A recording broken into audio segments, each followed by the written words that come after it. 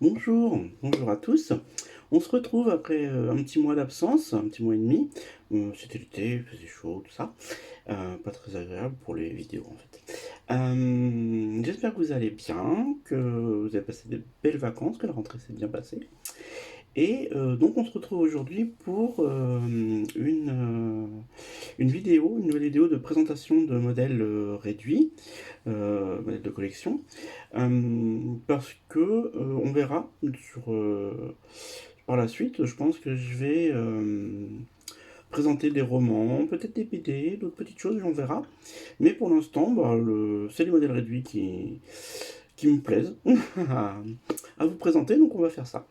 Donc, comme vous avez vu dans le titre, on est sur deux modèles similaires, donc la Ford Mustang Shelby GT500 de 1967, mais par deux fabricants différents. Donc la vidéo, enfin la comparaison, on ne devrait pas la faire, parce qu'on n'est pas du tout sur le même niveau de qualité. Mais comme le modèle est similaire, ça vaut le coup de voir justement si les différences, déjà, où elles se situent, et de voir justement la différence de prix par rapport à ce que vous pouvez mettre, par rapport à l'affection que vous portez au modèle. Donc on commence tout de suite par la Solido. Donc la voici. Donc, hop, on se recule un petit peu. Tadam. Donc, comme vous pouvez voir, bleu, c'est un bleu que j'adore pour les Mustangs, pour les voitures américaines en général, mais pour la Mustang ça y va vraiment bien. Donc là sur la Shelby ça y va tout à fait. Un bleu pâle. Alors si vous avez la référence ou le nom de la couleur, je suis preneuse parce que du coup, j'adore la couleur, mais je ne sais pas du tout. Donc moi c'est bleu pâle métallisé, donc avec les bandes blanches, ça y va très bien. Et donc chez Solido, ils ont fait des petites jantes optionnelles de chez American Racing, si je dis pas de bêtises, parce que les Cragars sont différentes, avec donc dos hors pâle, le marquage des pneus à deux endroits, donc ici et ici. Donc là on est sur du Firestone Wide Oval, qui sont des pneus pour l'époque, c'était vraiment le pneu performance de l'époque, quoi, pour les américaines. Donc il est très joli, très bien. Le marquage est fin, donc c'est joli, ça y va vraiment bien. En termes de qualité générale, on est sur du bon solido, les formes sont très très bien respectées. On ressent bien la finesse des... Vous savez, les voitures américaines, pour ceux qui connaissent un petit peu, quand vous en voyez en vrai, on sent que les tôles sont fines, quoi. On ressent que la voiture, elle est brutale, mais d'un autre côté, les tôles sont très très fines. Et pour avoir eu des ERTL ou des Shelby Collectibles, pour prendre l'accent, euh, et ben en reproduction miniature, c'est épais. En fait, on ressent plus la finesse qu'on ressent sur les modèles réels. C'est pas facile à expliquer, mais en tout cas, moi, ça me gêne. Et alors là, Solido, comment ils ont fait, je sais pas.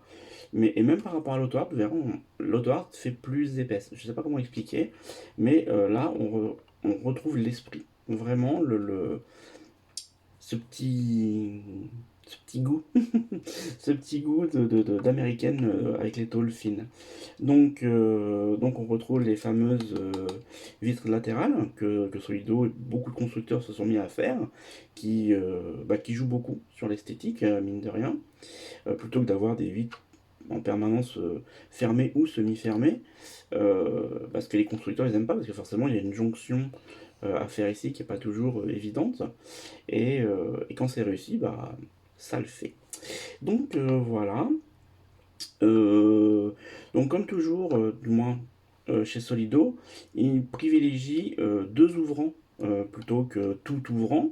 Donc là on a les portières ouvrantes.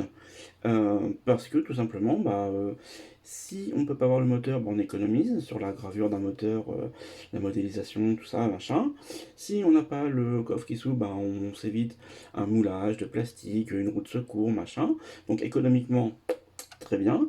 D'autant plus que, est-ce que franchement, vous ouvrez souvent, vous êtes content quand vous pouvez voir, on voit le moteur, mais au final, c'est pas ce qui nous intéresse. Ce qui nous intéresse, c'est vraiment la forme du modèle, qui soit joli. Qu'on puisse ouvrir les portières, c'est sympa, dans le sens où bah, quand on, quand on conduit une voiture, 9 fois sur 10, on la voit de l'extérieur et après de l'intérieur. C'est quand même rare d'ouvrir le capot moteur pour s'extasier devant la beauté ou le détail d'un moteur. Et encore pire pour le coffre, par exemple, on met des courses dedans. Donc là, c'est pas très utile sur un modèle réduit.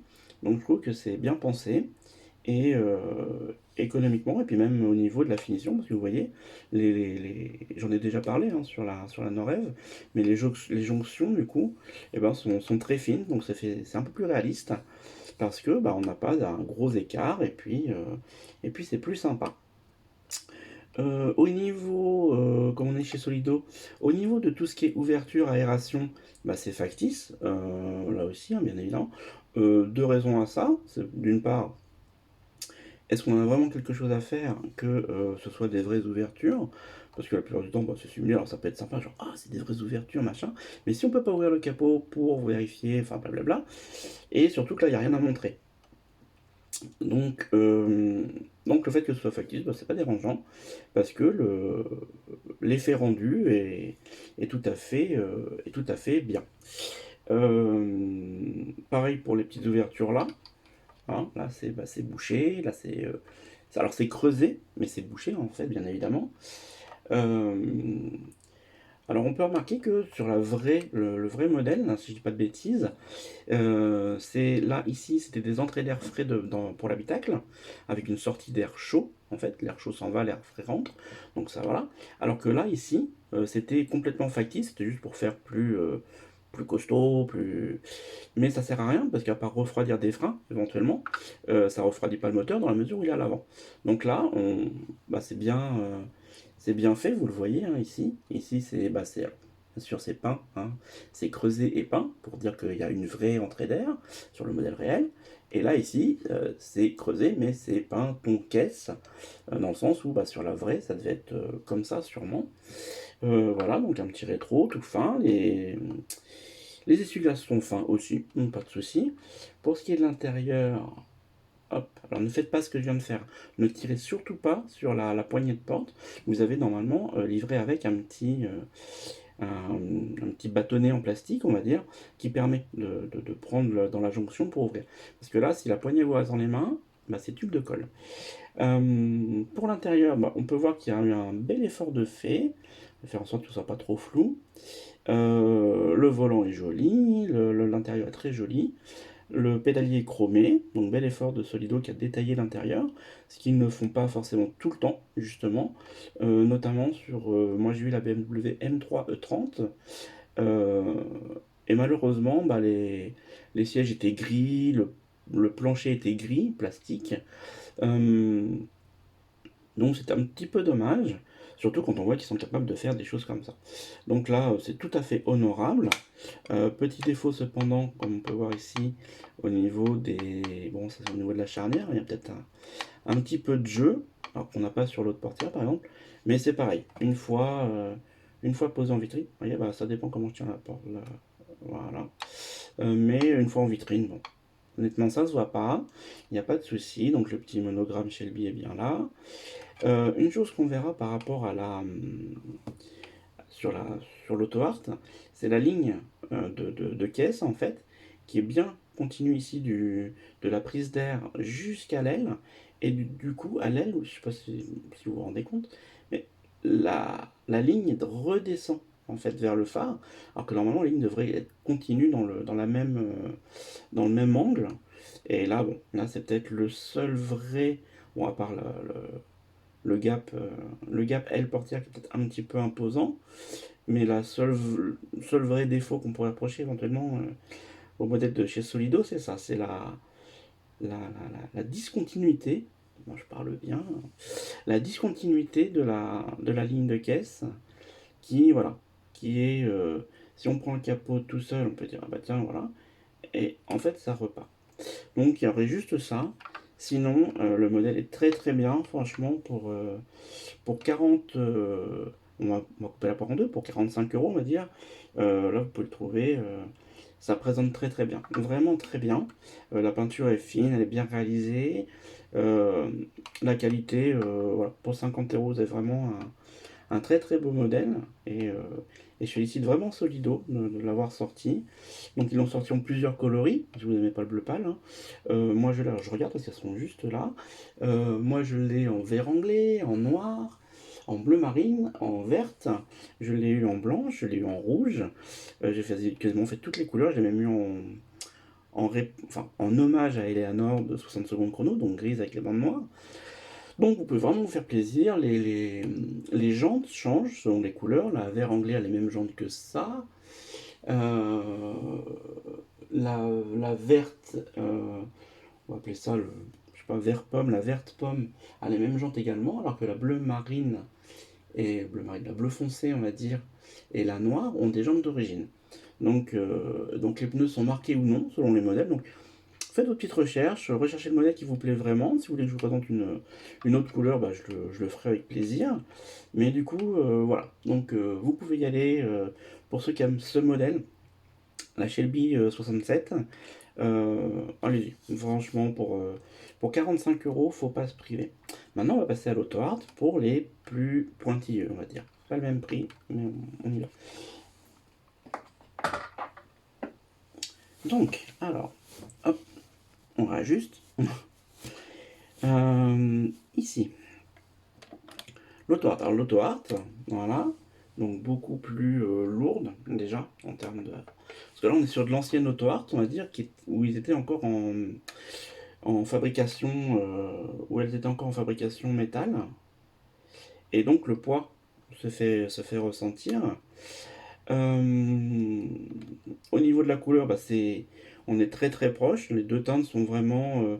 L'Auto Art, alors ça se voit pas à la caméra là tout de suite, mais l'Auto Art est un petit peu plus pâle. Donc je trouve ça plus joli du coup, mais franchement, ça. Faut vraiment avoir les yeux dessus quoi. Donc on remarque tout de suite, bah, pareil. Alors là, on est sur du BF Goodrich. En radial de TA, un coup anglais, un coup français. Donc Radial TA et BF Goodrich.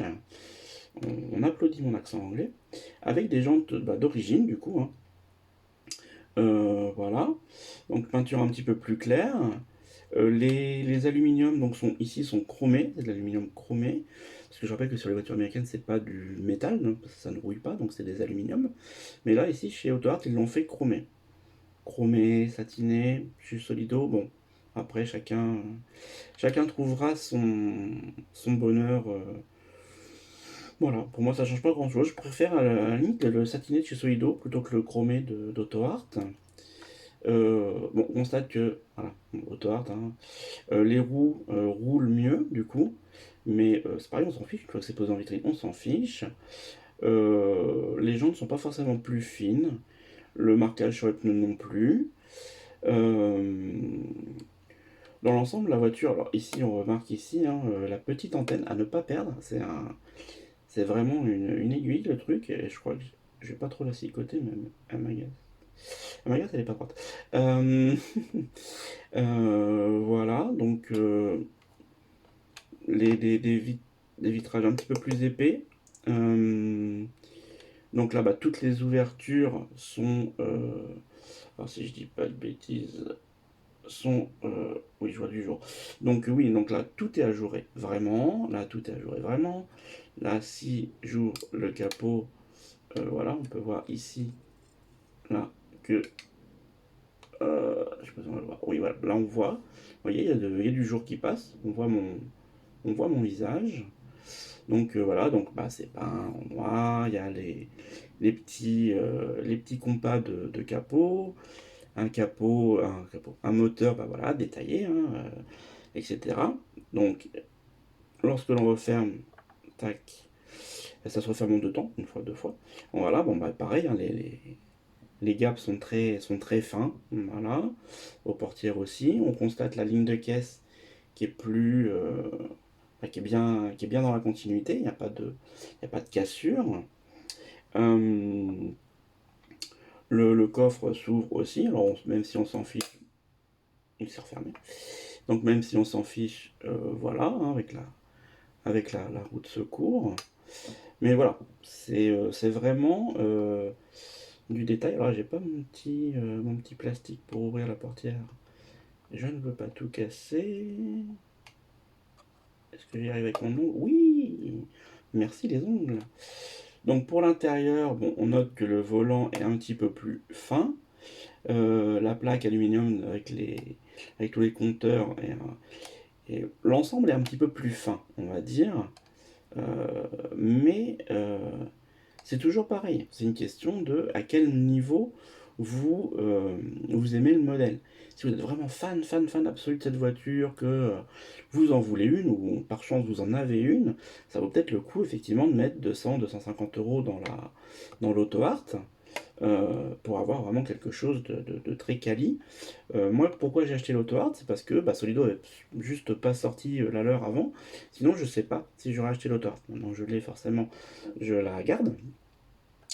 Mais ça m'a pas empêché d'acheter, je vous dis, 5 modèles de chez Solido, donc ce qui revient au prix d'une auto art, plus ceux que je n'ai plus maintenant, donc on est sur 6 7.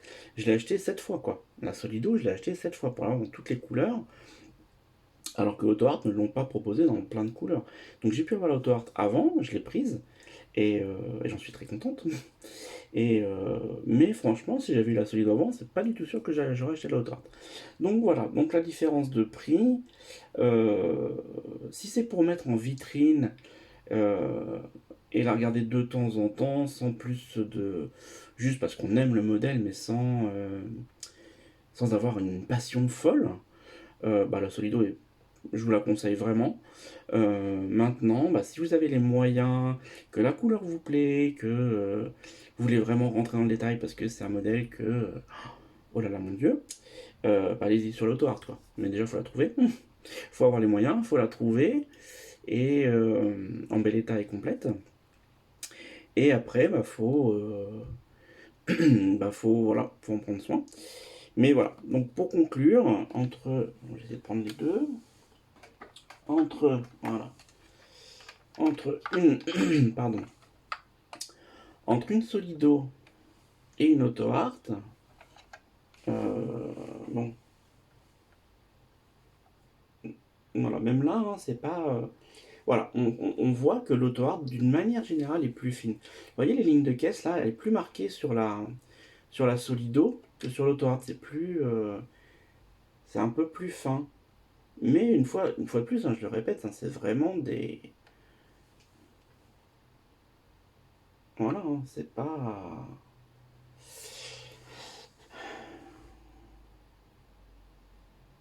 il n'y a pas de,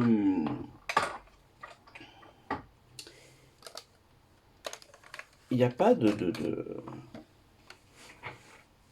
raison majeure. Il n'y a pas de raison majeure de préférer l'auto art,